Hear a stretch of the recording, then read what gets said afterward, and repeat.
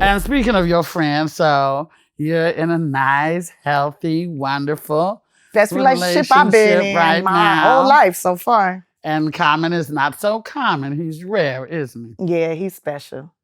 And I call him Rashid. Rashid. I had a by his chance actual to name. observe you two together.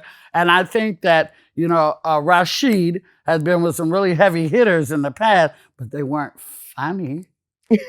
And so I feel like yes, you've been with some funny women. Well, okay. I think Erica can probably be funny sometime. Erica is hilarious, and Regina's hilarious.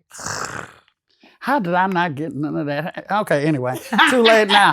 But yeah, I got a chance to observe you too, and I just think that you bring a light to him that he's very appreciative of. And he brings a light to me that I'm super appreciative of. Like, I've never been in a relationship with a man where it didn't feel like a competition, where it didn't feel like I need to dim my light, I need to be smaller for him. Oh, and like, then remember you were telling me about the commercial, the commercial y'all did for the for online Bumble? dating thing for Bumble. And you said that was sort of like what you guys were going through. As you was out of town, he was out of town, you're going back and forth, and you had to get your Bumble on for a while. Yeah, get our Bumble on. So what does he think about your hair? When I cut it all off and he saw it, he was like, "You look so beautiful." He's like, "Tiffany, you look amazing, like a queen. Like, you're so beautiful." And I was like, "Thank you." Do you feel liberated now that you're not you can still put on wigs for work. Right. I feel like I've always felt liberated, but now I feel like there's less stress.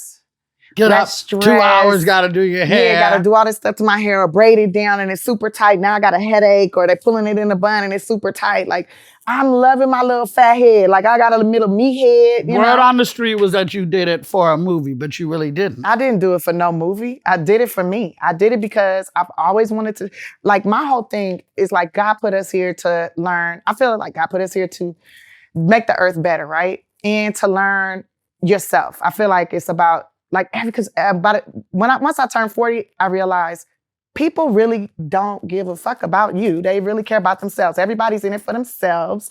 And if they care about you, it's because how you make them feel. It's always about themselves.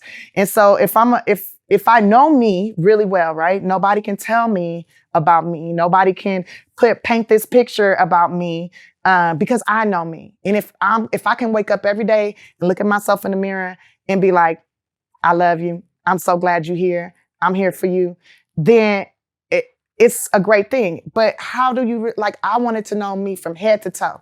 I know where all my moles are, right? I know where every single mole is, every single ding, scratch, bruise, how I got this cut, how I got that burn. And then I'm like, but I don't know nothing about here. Mm-hmm. I don't know nothing about my crown, my head. And I see these men walking around, they be like, "Yeah, baby, yeah." Like, they seem like, chill, relax. And I'm like, I want to cut my hair off and I want to see what my scalp looks like. How many moles do I have? I got 2, right? One here. And then I got in the back, these gashes in the back of my head that I forgot all about. And then when I looked at them and I'm looking at them, I'm like, oh my God, I remember that. I remember how this happened. I remember how that happened. And just like how, my mom was just trying to make things work and she didn't have the resources for certain things.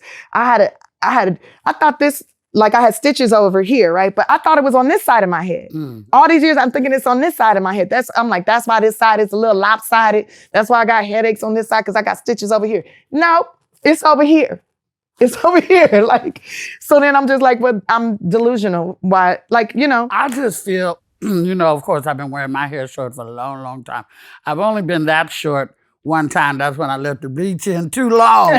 But my daughter has never seen me without blonde hair. But I just feel like you shave off a good 3 hours a day of your life not messing with your doggone hair. Yes, it feels so good. It does. And you can, a lot of women are cheating themselves out of a good life because of their hair. You don't want to ride on the motorcycle. You don't want to swim in the ocean. You don't want to have rough sex. You don't want to be in the rain. When I tell you, the first time I stepped outside, so I was in Mississippi when I cut it, and I went outside and it started to rain, and it felt like God was giving me a million little kisses all over my head. It felt like I was being blessed or baptized again, or like in all these sensations. I'm like 40 years on this planet and I've never felt these things before.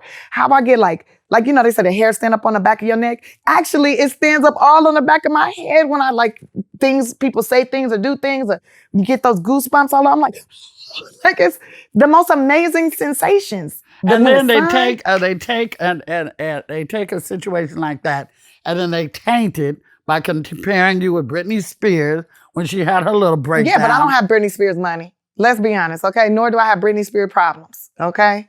None of those issues. She got a mama and a daddy who are willing to take care of her and provide for her if she has a mental issue. If I had a mental issue as a Black woman in America whose mom already's mental or whatever, I see what they did to my mama. They put you in handcuffs and they throw you in a mental institution. First, they put you in jail. Then they realize you got a problem.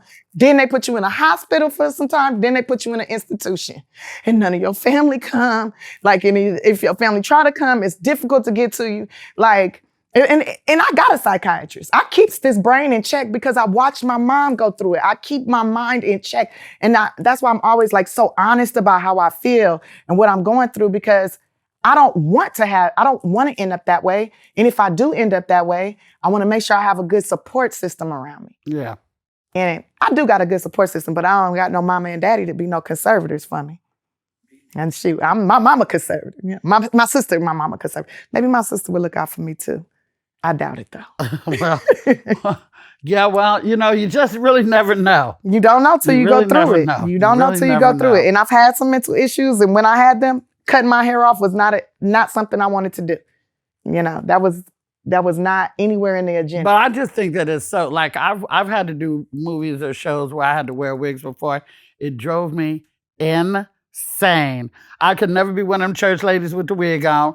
I'd be done flung it across the church house because I get too hot. Yeah. I get too Just imagine putting that wig on, and then I have a lot of hair, like, right, and it's thick, and they have to braid it down, and they got to pull it super tight and super little. So now I got headaches, and there's pins and needles stabbing me in the head, and it's all these things, combs, and like it's just a lot. And now when I put a wig on, it's like putting on a comfy little hat.